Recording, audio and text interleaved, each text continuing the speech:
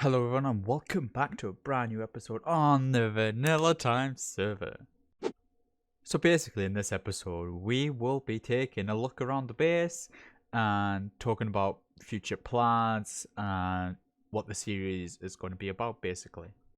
So it's too late to start a let's play on this map, so I'm just going to take you through what I've been doing so far in the last three months of being on the server. This is basically the center of my base, right here on this grass block. And I'm going to base a city around here. So this is the castle. I'm going to start improving it. I'm going to add this tower over here. I'm going to detail it a bit more and dot it around each side. So it's going to look quite good. This right here is the first thing I ever built. I didn't have much resources, many tools. I just kept harvesting the sand around me just to build this. Grew some trees. It took me a while to get this grass block here. Had no silk touch. And over there is a bit of grass. So I had a trail of dirt coming down here. Made this little thing here. Because I was going to have cows come here. But that didn't work out. My first mines was all the way down here. Now I've been working on something crazy down there. So I'll show you that later on. So I knew that having my chest started around and bed open to loads of zombies, creepers, skeletons shooting me, I needed a house to live in. So I built this little thing here. Some of it's just for decoration, like chest, staircase going up to another chest. I'm thinking of adding my voting rewards in here. So it's like the swords and stuff, the special ones. Through here's my little bedroom. Got an ender chest, crafting table, nothing too special. I'm going to still decorate inside. But yeah, this is the second thing I ever built. It's quite nice. Quite detailed. I really enjoy looking at this. It's just pleasant to look at. So while I had a bedroom, there wasn't any space for any chests. As you can see, it's all kind of compact. Couldn't put it anywhere really, because this is just for decoration to get up to the towers, then easily slope down. So I built this just so I can put my chests in, which says Lords. This is where I had tons of items stored, valuables, everything. This was before I had shulker boxes.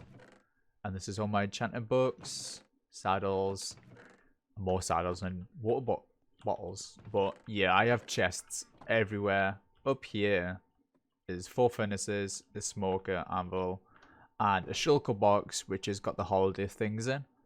I've still got things to add to this. And there's some cake here with a grindstone from when I need to disenchant things, should I say. So yeah, this house is little and easy to build. This is my little fish market here. There's going to be more chests here full of fish. So if you want to come by and take a stack or two of fish, go for it. So I needed a place to put my nether portal that didn't look out of place. So I built this little thing here. These are supposed to be markets, but I didn't have any cows. I didn't have any bookshelves. Now I do. So I can improve this. There's going to be pathways connecting each building together, and there's going to be more buildings and castles. So I built this around a nether portal, and there's all my nether rack, which will be in an item sorter eventually. But yeah, this is super simple to build. I copied it off a photo from Pinterest. So yeah, it looks really, really good. So having small buildings dotted around won't look as good as having a castle. So this is basically one of the castles I built. And it took me forever to get the sandstone ready, get the walls correct. And yeah, because in between here is 1 block gap. Now I'm thinking of adding secret chests and all sorts here. The fishing farm's going to be in here somewhere. And basically the plan for here is to just to have a market. Just full of markets around of enchanted books. Because eventually I want a trading hall. So if I have a villager behind here and barrels of enchanting books, that will look amazing. I want little buildings connecting those stalls as well. So up here is just a way to get up here basically. I might have armor stands looking down, and something else. I don't know. Some flags probably on the corners of the castles. Up here is where I make the weekly competition prizes. And yeah, just need to detail this a bit more. Add a couple of those at the back, maybe 2 at the front. And yeah, it'll look sick. So basically, if you go south from my base, you'll see my iron farm, which isn't too bad. It does its job. I don't need tons of iron. Basically, I just needed it for my item sorter, which I'll show you later on. Now, if you follow these torches, you'll come to my manual sheep farm and cow farm, as it took me about 3 months just to find both of them. So that's where they are now. This is going to be my trading hall. I'm probably going to add a breeder and something else to do with villagers. I want them separated from my base just because I don't want them lagging my area out. I'm going to revamp this entire village so it doesn't look bare, and I'm going to detail it. I'm going to add more villagers, crops going all over the place. I'm going to have jack-o'-lanterns in the ground with leaves just covering up basically. So yeah, this is my future trading hall, breeder, and there's my iron farm. So you might be wondering what this hall is, and basically it's just a slime farm. This is the first thing I ever built properly and completed. I decorated every little thing here, and it's one of the biggest things I've ever built. It produces quite a lot, but since there's a lot of people on the server, you know, it's a bit slow. This is how many slime balls I have. I normally I just come through, get 9 stacks, turn them into blocks, and swap them around. Normally I put the slime blocks back on top. So yeah, it produces a lot. I wanted it so it's a manual hit for looting 3 and water streams, so it gets broken down from the big, medium, and small, and you just one hit kill them, and yeah, Bob's your uncle. This here is my manual vine farm. It's not the best, but it does its job. And this is just a pile of chests that need sorting out. Shulker boxes full of stuff. It's just incredible, honestly. Just full of random things. Yeah. So much. In that little cage there is a mending villager for 1 emerald, 1 book. Then right next to it is another zombie villager, which I'm going to convert over into a stonemason because I've got so much stone. I need emeralds. I mean, this is all my mending books. This is all my paper and emeralds. The center of the castle, you drop down, you hit the water, and you jump straight on this glass. And yeah, you're greeted with nature basically. It looks really good. I'm going to add spruce fences, just basically holding it back, keeping it together.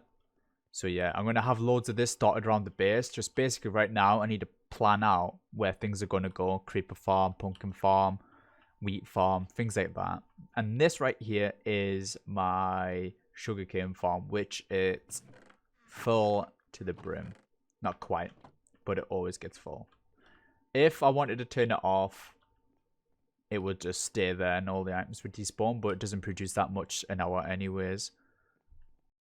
Right here is my item sorter. So I've got about 40 double chests full of cobblestone, stone, and there's loads of dirt, gravel, you know, a bit of everything basically. And you come around the side, and this is all the redstone. Now, the redstone's so simple to put together. Yep, so it's basically a comparator. 2 straight lines of redstone go down 1, and underneath here is a repeater going to a block, and behind the block is a redstone torch, which basically acts like a filter. Now, I did it on this side. I needed a good pattern, so I went with white blocks again to make the slime farm look like it's got a purpose of the color scheme. And it honestly, it looks great, and I don't normally kiss my own arse, but Jesus Christ, it does look good with diorite and snow.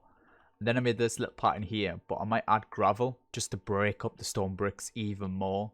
But yeah, this looks amazing in my eyes. And around the opposite side, some more redstone. And I didn't put anything here because I don't need anything added yet. Now, this is the biggest project I'm working on, and this is, I think, 20 chunks. And each day I knock out 4 layers of 20 chunks. And in 5 more days, all this will be gone, which will be amazing. So I just come up here, knock out 4 layers each day, so I don't get burnt out or anything like that. And they go in the shulker boxes. I go down here to my item sorter, plug it in the system, and yeah, that's complete. The plan for the walls is to have black concrete all the way up the sides, each side, so it'll look like a chunk error when you come down. Above here, I'm going to add my logo, the UF4 logo, so that'll be quite crazy actually, just to look up and see it. I might just plug that hole in, to be honest, because it's not really improving my rates as far as I've seen. But we can see.